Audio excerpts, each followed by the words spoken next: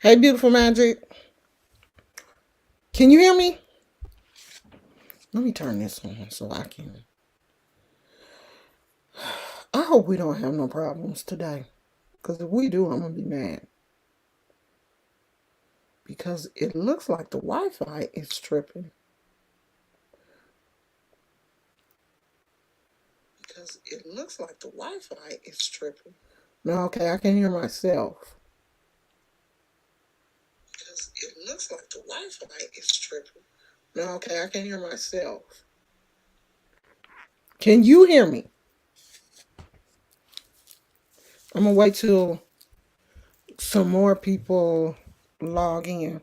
Because yesterday we were having problems with the audio.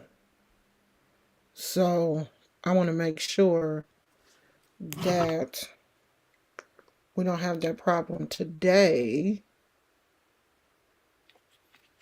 before we get all the way into this topic. Because it does seem like the Wi Fi, and I don't know how to fix that. Hold on. If I do that, it might get rid of me. Okay, well, let's try it anyway.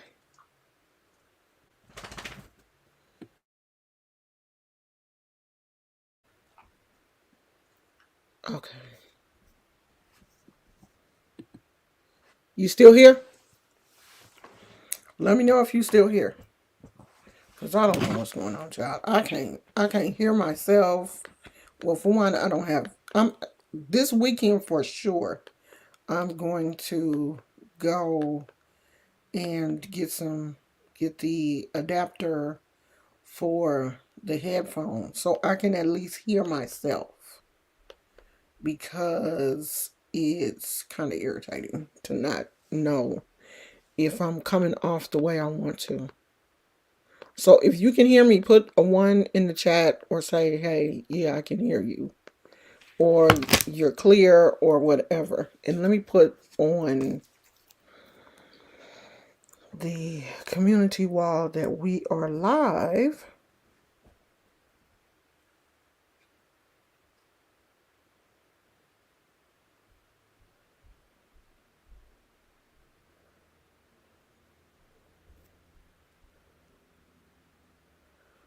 Let me put a picture up.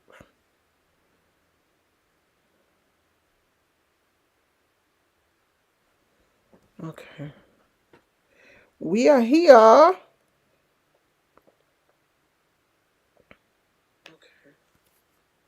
We are here. Okay, sounds like the sound is okay.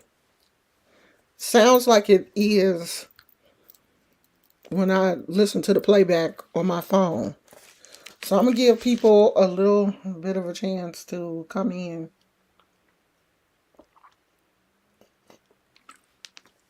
and then we are going to finish the conversation that we started yesterday. I don't think you were here yesterday, and yesterday we kind of got started talking about this whole situation about church hurt because there are so many people. There's a lot of videos. I have like I was watching some videos the day before yesterday, talking about church hurt, and there are a lot of people coming out telling their stories about church hurt, but it just seems more like people are hurting them in the church, and that's not church. That's just people. That's just human nature. That when you get, a lot of people together, things are going to happen. That same thing happens on your job, but you don't hear about people talking about employment hurt or, they were hurt at work. Or as much as I am starting to hear this um term church hurt, And when I try to talk to people about like what is your meaning of church hurt, or what do you mean by that term, I never really get a definitive answer. And I left the, I don't really consider myself as active in the church as I used to be when I was a lot younger, but I don't feel like the church hurt me. I don't feel like I left the church because I was hurt by the church. I just didn't like the way, things were. I didn't like the direction that some of the churches that I attended was going, but I don't feel like I was hurt by that situation. I don't think um what happened will keep me from going to church. If I find a church that I like, or a church that aligns with my beliefs, I, feel like I could probably go to church again. But for one thing, I'm not, actively searching for that. So what I'm trying to, get people to really tell me what this church hurt phenomena is, like what it means to people and what it is. And have people who are really willing to talk about the situation, because if you can't talk about it, how do we then resolve it?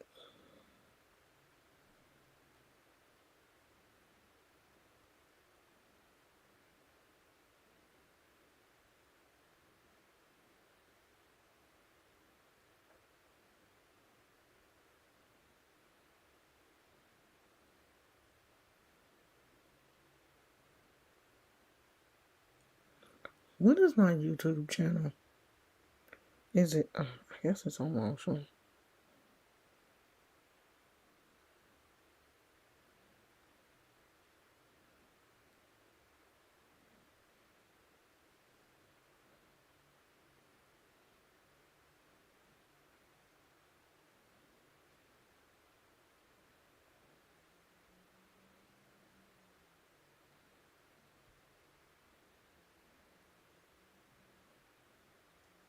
Facebook is really making things difficult to manage.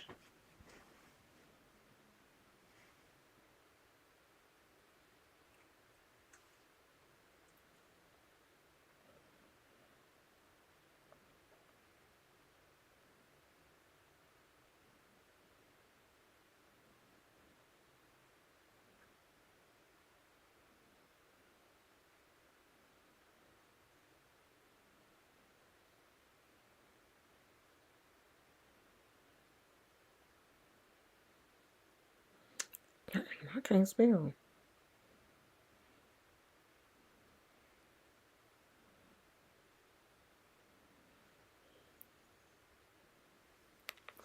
Okay. So yeah, I was just, wondering how are people getting over this situation? Do they want to get over it, or is this something that people just talk about and they're just like, "Oh, well, I was hurt by the church," or I have this church hurt and I don't want to get over it. I just want to, just like, to me, how some people throw around the words depression and anxiety. Like they want to claim that as something that they have, but they don't want to do anything about it to help themselves or to overcome it.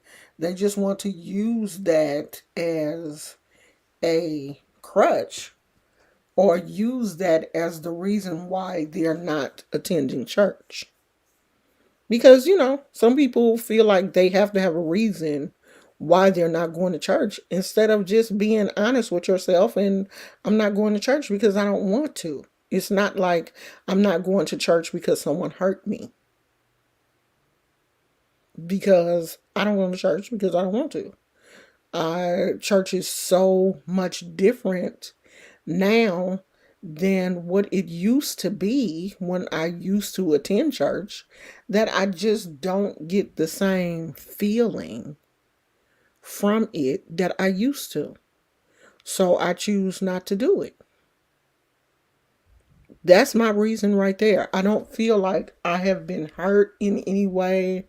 I don't think that I've been scarred in any way from attending church. And it's just interesting to me. And I wish someone who has experienced the church hurt would.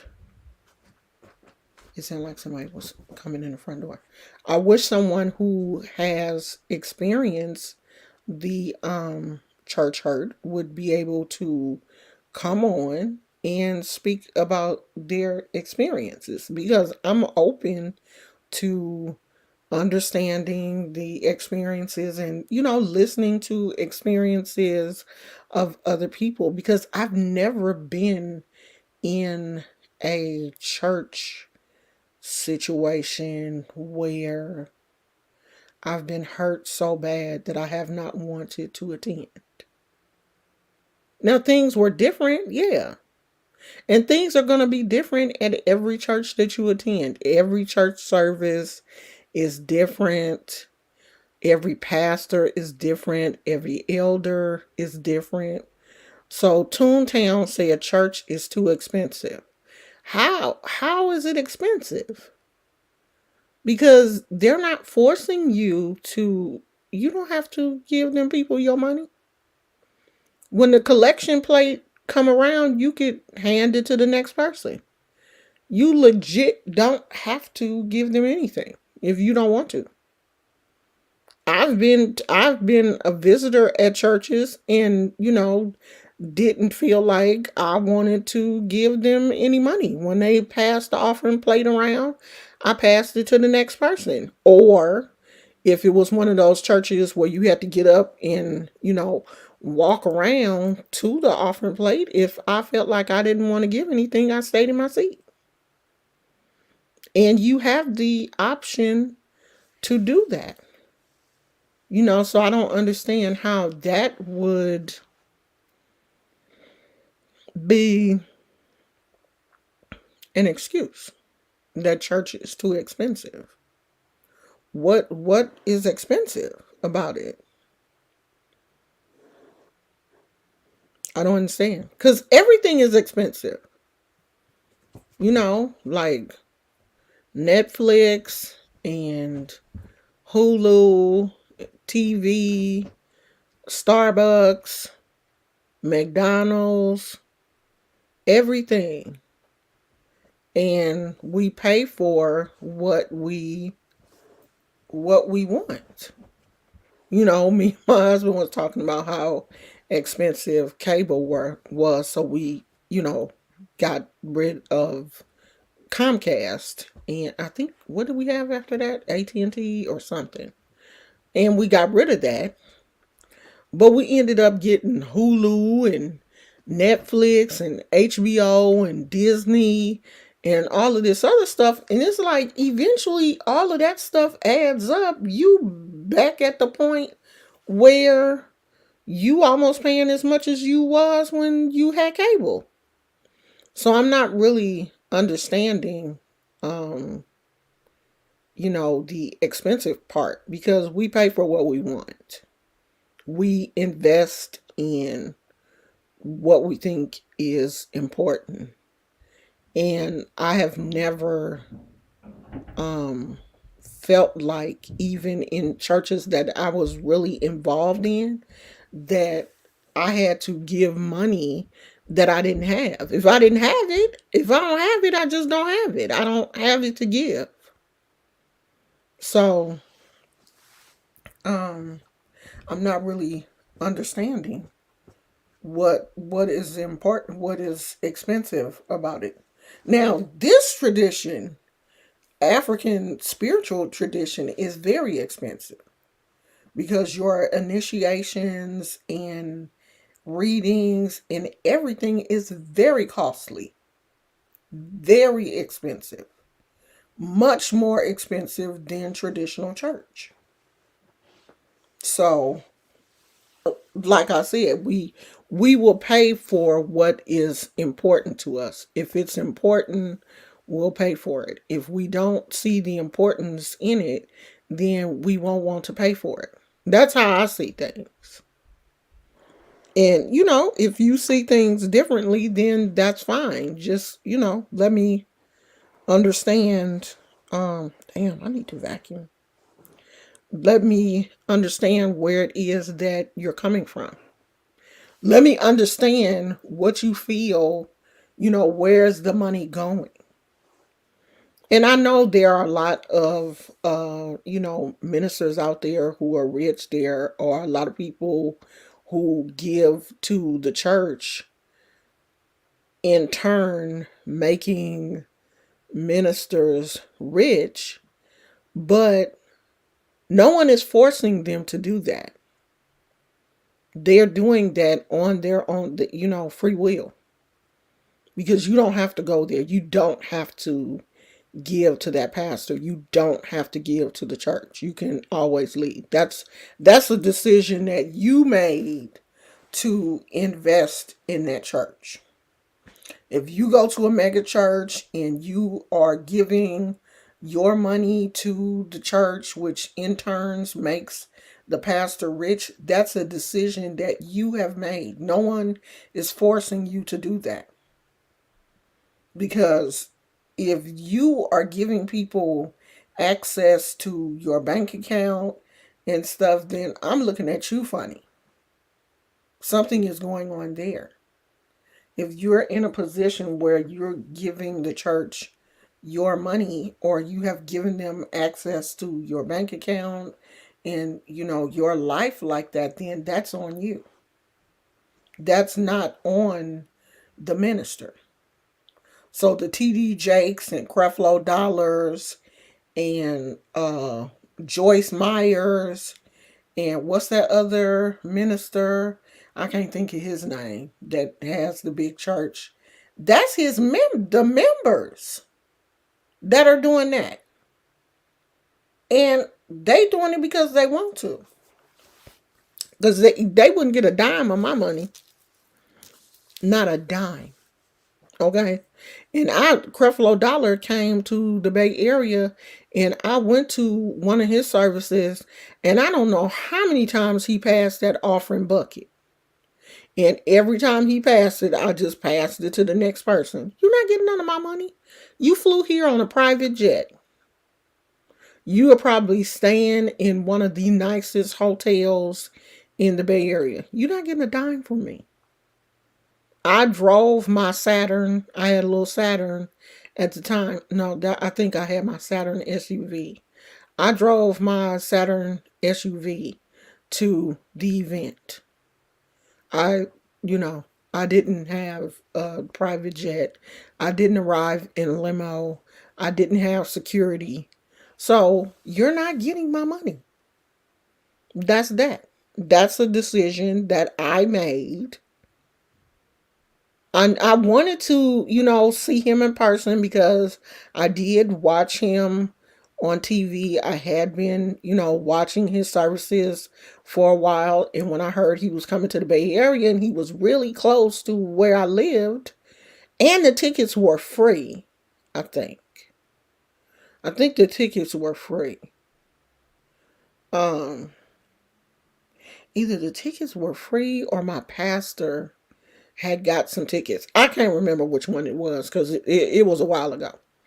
But I remember going, and I remember him passing the offering bucket a lot, and I just passed it on to the next person. I ain't got no money to give Creflo Dollar. He was already rich. I had teenage kids at the time. I'm not giving this man my money. Yeah, you had to have a ticket because it was at a hotel. It was at a hotel. And I think you had to have a ticket or something. I don't remember because the seating was limited because it wasn't at like the Coliseum. It wasn't at a place that held a lot of people. It was like at the ballroom, well, one of the largest ballrooms in this hotel. But it was at a hotel. It was at the convention center. That's what it was. So this place did hold. Now, it didn't hold as many people as like the Coliseum or, a big event like that. But it held a nice amount of people because it was at the convention center. And they opened up the whole. I had never even been in there before, I don't think. I don't know, child. But anyway, seating was limited. And it wasn't, as big as his church was bigger than the convention center. So it was a smaller event than it would have been had he had it like at his church or some of the other events, other venues that he had been to. It was smaller than that. But I mean, he didn't care. He put on I'm going to say show. He preached, and he was preaching more than one time that day. He had an early show, and I say a show like he was a performer. He preached at 11 o'clock, and then he preached at like 7 o'clock or something, because he had a morning and an evening service. I mean, it was nice. He had choirs. I think the choirs were choirs that had been picked from the Bay Area to sing, and people here in the Bay Area who I don't want to say are famous, but like Bay Area famous. So he had music, he had choirs, and I think it was like other ministers in the makeshift pulpit with him. But of course, he was the main event. And he preached. I'm not going to take from Creflo. I'm not going to say he can't preach. He know the word. He preached. It was nice, but I didn't give him any money because I felt like that man got enough money. He don't need my money. I am more than sure he flew there on a private jet. And the hotel that he was preaching at has a helicopter, pad on top. So he could have flew right to the hotel. It's one of the nicer hotels in downtown Oakland. So he could. Gizmo! Hold on. Hold on. Move! Move. Okay. Thank you, Mom. Okay. Stop, Gizmo. Stop it. What was I saying? It was nice. It was a nice service. It really was. But he still wasn't getting my money. It wasn't nice enough for me to right Creflo Dollar. It wasn't. It wasn't nice enough for me to give him my money. And I feel like that in all churches. If I don't want to give you my money, I'm not going to do it. I'm just not going to give you my money because a lot of these ministers, they have enough. How much wealth are you trying to amass? You have enough, and you're not doing anything with like legit doing what you're supposed to be doing with that money. Because if you were, there wouldn't be homelessness. Isn't that what the church is supposed to be helping the widows and orphans and sick and homeless, shut in, all them people, isn't that who the church is supposed to be helping? And I'm not going to assist a ministry that I don't see doing the things that they're supposed to be doing. So I don't know Creflo Dollar. I don't. And you know what's weird is a lot of these ministries would rather send money abroad to other countries to help them than help the people at home. It's people right here in America that need money.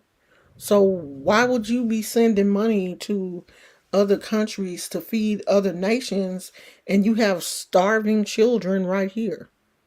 You have kids right here in foster care, in group homes and stuff that could use that money, but you would rather, send money to other countries. I have never understood that. Yeah, I don't watch any of the televangelists. I can't watch them because I know that they're not doing anything but getting famous. They're not doing anything to really help people. You just want fame and fortune. And a lot of these ministers, I used to watch one show that I used to like to watch was Preachers of LA. I think it was Preachers of LA. And it highlighted some of the ministers in Los Angeles. And I'm pretty sure Noel Jones was one of those preachers. And Noel Jones can preach. But when you start looking at these ministers' lives and realizing that they're just regular people that can put a sermon together and make it sound good. They're just regular people who have, personalities that can draw people in, and they didn't make money off of it. That was really one of the things that was like, y'all just regular degular dudes out here just making money off of people. I mean, driving Bentleys, living in $1 million homes just from preaching, wearing monogram tailored suits, like not leaving the house unless you have on a $300 pair of shoes. And some of the people that are coming to your church are catching the bus and collecting Social Security. But these people allowed that to happen. You let that happen. I've heard people say, I want my pastor to look good. So I want my pastor to drive a Mercedes, but I'm catching a bus. The hell? Why? Why do you want somebody else to live better than you? That's not even going to help you. Sometimes won't even talk to you. I have seen ministers and I have heard them after they preach. Because, see, I was on the minister staff. And I have heard ministers say, after I preach, can I go out the back door? Because I don't want to deal with any people.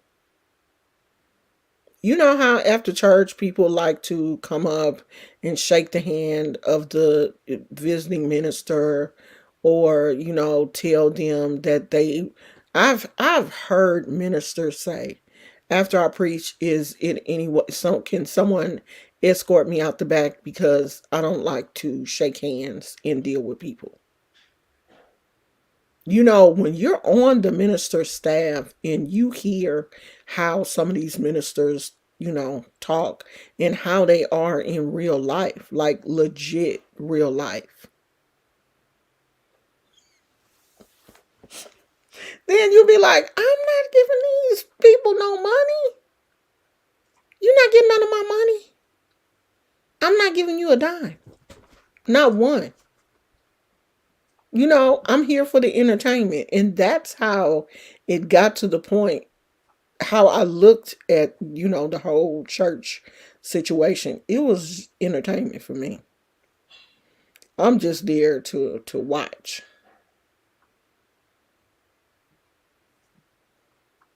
Who was the pastor that said not to stop giving their tithes, even though people were being laid off because of the pandemic? I don't know. Probably all of them.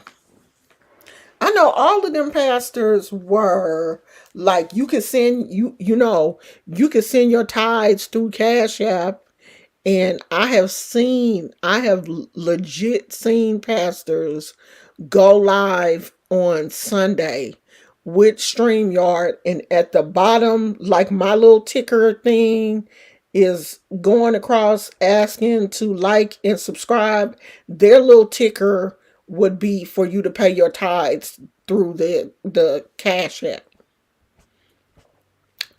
App or Zelle or PayPal or whatever. Just give me your tithes.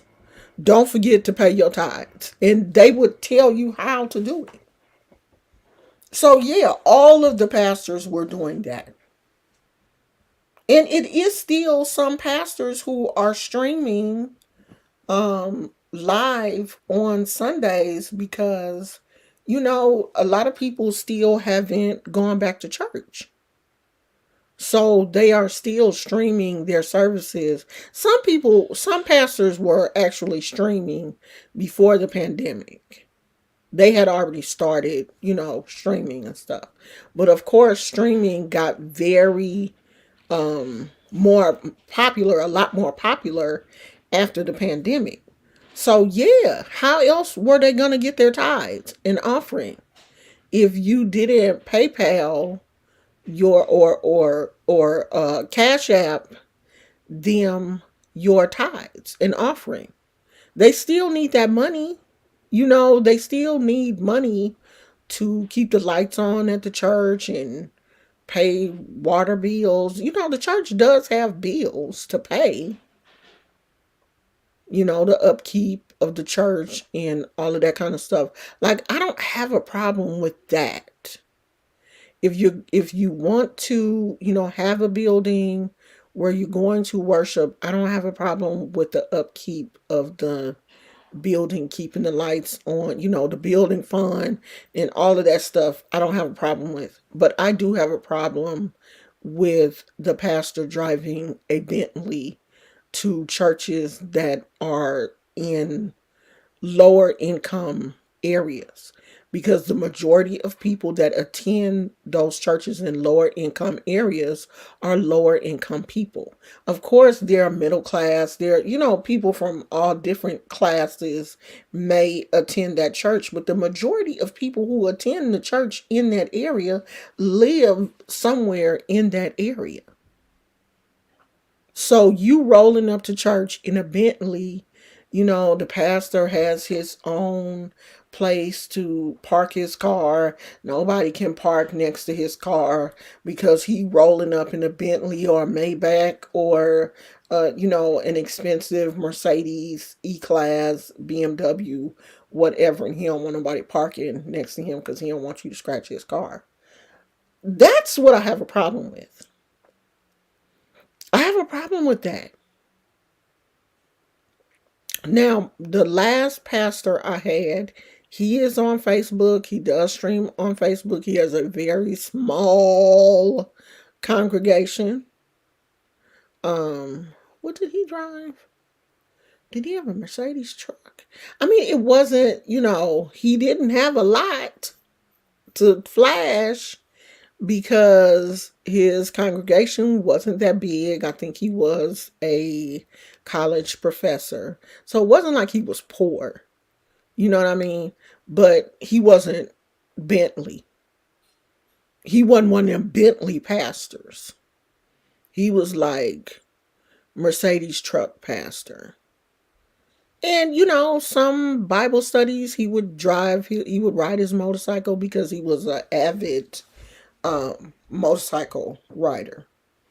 And so sometimes he would ride his motorcycle to um, Bible study or whatever. He wasn't like extremely flashy, and I could deal with him. It's these pastors riding up in the hood in, a $2,000 Armani monogram suit and a Bentley that I have a problem with. And your members are just regular people.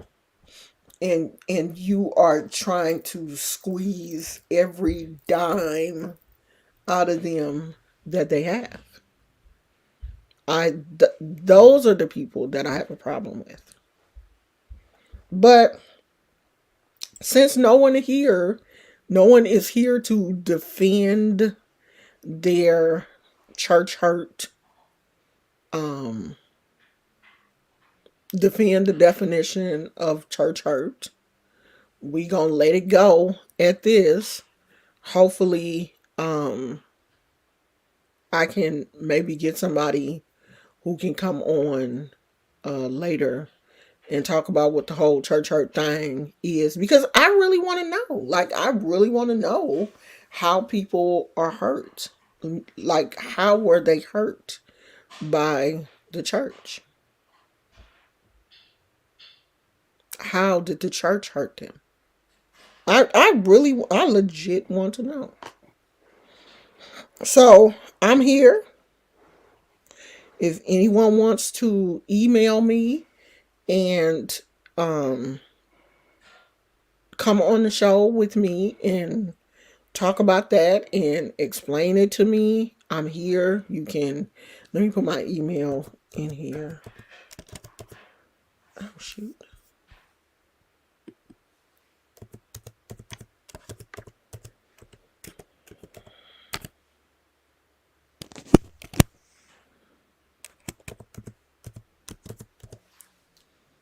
I don't know why I put it in caps. You don't have to.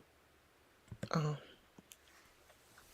if anyone wants to email me and, tell me that they want to come on the show and talk about church hurt or any other topic, I will be more than happy to carve out a time where we can sit down and talk about it, because I really would like to understand this whole concept, because I don't quite get it. So that's it, y'all. That's all I got. And I ain't got no more. And I will probably talk to you guys Sunday, because tomorrow my husband is off work. So we're probably going to spend some time together, but he has to go back to work Sunday. So I'll come back Sunday and chit chat with y'all. So thank you, Beautiful Magic, and whoever the other person is, for being here. I appreciate you very much. And I will see you later. I love you. Bye.